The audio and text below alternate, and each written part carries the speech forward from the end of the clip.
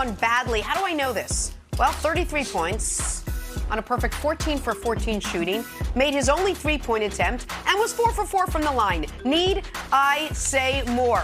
No, I need not, but I'm going to. The most playoff points ever without a miss. Suns sending a feisty Pelicans team packing. I thought the Pellies was going to pull that one out last night. Broussard, you surprised it took this kind of night from CP3 for Phoenix to get past the Pelicans? Jenna, I got to start by giving props to CP3. That was magnificent. And all you young point guards out there, don't listen to your analytics coaches and think, oh, only layups and threes. All of that was mid-range. Learn from CP3. But to answer your question, Jenna, no, I'm not. We didn't foresee Devin Booker going down with the hamstring injury. And I know he came back yesterday and played, but he clearly wasn't himself. But he did hit some big shots in the fourth, hit a big three, scored 7 of his 13 in the fourth quarter. Look, to use Wild's word, New Orleans was pesky. They obviously have a bright future, but I think this was good for the Suns after running through the season the way they did, finishing so far out in front of everybody else. You can get complacent. So this was just what the doctor ordered, assuming that Devin Booker is healthy. They'll be fine. This will be good for them. And it wasn't quite as close as everybody thought. I mean, game 1, game 5, they won by double figures. We were just surprised that it took 6 games. And so we felt like it was much closer last night was close than it actually was. And last night was a one-point game I'm talking about with the series overall. 2 minutes left. Series overall. The series, absolutely. Right. And listen, shout out to Willie Green. That team started 1-10. And they're in a game 6 close late with no Zion all year. He did a fantastic job. Also, shout out to the much maligned David Griffin. Jose Alvarado, Herb Jones, Willie Green has made some really good decisions. We thought like his job was in jeopardy, not anymore. And then finally, of course, shout out to Chris Paul. The only playoffs or regular season, the only guy to ever take more shots without a miss is Wilt Chamberlain. I don't know that I totally agree with Broussard about young point guards trying to model their game after Chris Paul. The mid-range works for him because he's one of the greatest mid-range shooters of all time. Like, that is the Chris Paul shot. And so I think it's going to be tough for a lot of guys to replicate that. But Wilds, you know what my takeaway from this game was? Ooh, boy. Go ahead. Boy. The Suns are ripe for the picking for Luka. They are ripe for the picking. And I don't know if you saw it. And you can't get it anymore because I've been moving lines, America, when it comes to the Mavericks. The Mavericks were plus 300 when I woke up this morning. Now, I fired a sizable wager on that, so that might have moved, like I moved multiple lines in this series because Vegas listens to my Dallas Mavericks takes and adjusts accordingly. But 3-1? 3-1? Pump the brakes, fellas. Pump the brakes. But yes, Chris Paul, all-time great game. And if he wins the title, Brew, if they win the title, we're gonna have to have the Chris Paul Isaiah Thomas discussion. It has to at least be a discussion. Ooh. But we're not there yet, and they're not gonna win the title because they're gonna lose in round 2. Chris is great. Go ahead, Brew. Or Wild. Yeah. If he wins the title, he jumps over Isaiah Thomas. That discussion doesn't have to be too long. And here's how he's going to get there. Where am I? He's going to have a bevy of beautiful passes. It's okay. We're talking. That's down the road. He's going to have a bevy of beautiful passes. He's going to have pretty, soft, pillowy, mid-range floaters. And he's going to hit a few guys below the belt and in the face with his elbows. And I think Luka's got to be ready for this, He's Nick. feisty. I know you like your small sample size, but this is the Chris Paul that doesn't necessarily show up at the State Farm commercials. Oh, Jake from State Farm, watch out. Watch out, my friend. Those aren't just low rates. Those are low blows. So this is the one that he got fined for in Game 5. Then yesterday, he hits Alvarado Game-winning play. here. And this is still a basketball play. Little bonus shot there. And Alvarado is trying to plead to everyone, including the broadcasters. Everyone. And the broadcasters are like, Reggie Miller's like, man, I can't make the call. I can't make the call. But these are the types of plays that are going to take, that it's just going to be a little bit. Got to get every inch. And that is like football. And that is Chris Paul. We're activating extra dirty Chris Paul. And Broussard, you know who doesn't like to get hit? who doesn't like to get bothered, who turns out to whine a lot. Oh, our guy Luka. Oh, referees, what's going on? Tee him up, Luka. I'm telling you, Chris Paul is going to bait Luka into some bad texts, Nick.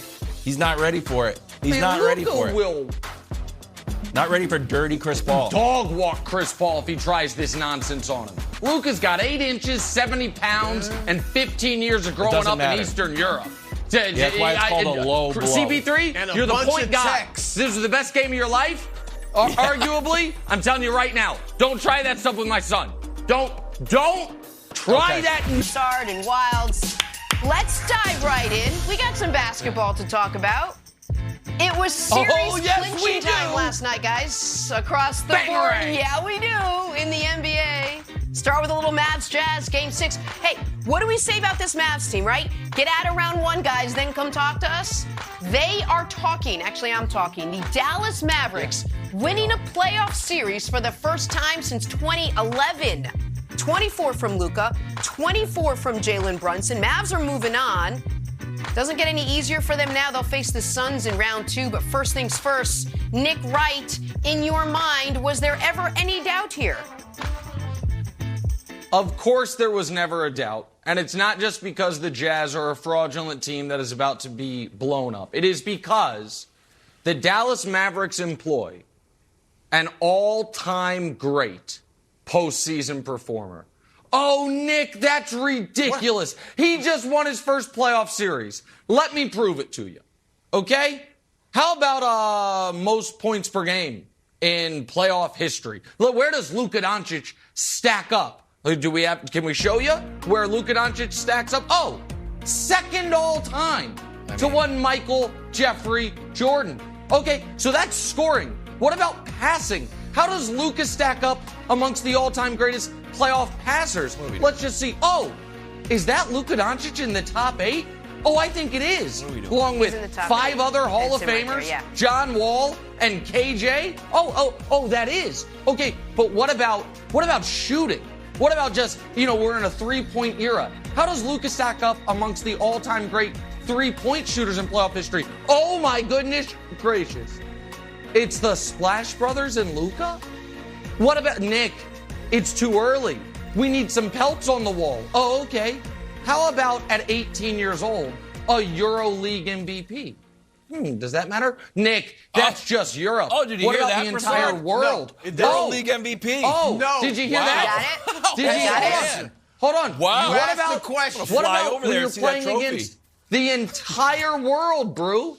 How about the Olympics? And you take a tiny, forgotten nation known as Slovenia to the semifinals. They'd never even been to the Olympics. Luka took them to the semifinals. How'd he do to start those Olympics? Oh, he had 48 points. 48 points start the Olympics. And what is the context under which Luka has done this, Broussard? How many all-star teammates has he had? 0.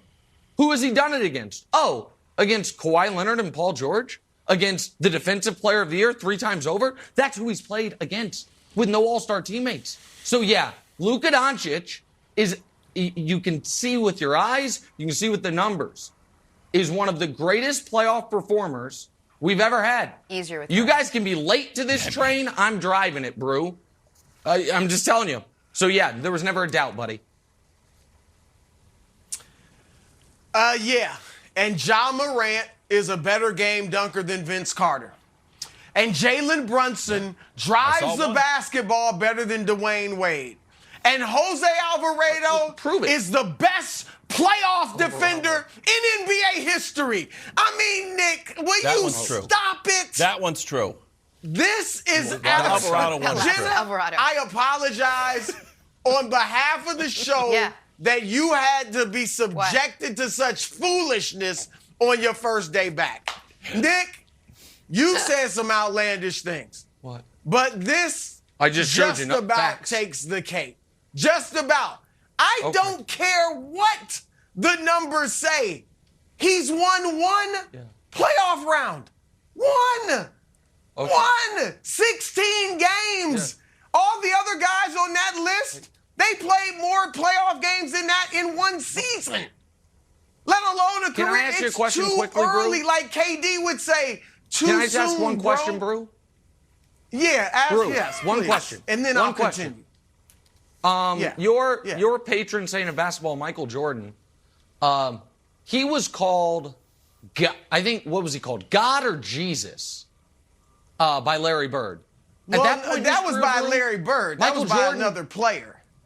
Yeah, that was by Larry Bird. This That is by was Nick another Wright. player. That wasn't the media. Michael Jordan had won one playoff game, 0 playoff series. Was Larry Bird? I'm just curious. Do you think he was over his skis, wrong, or could he just see it?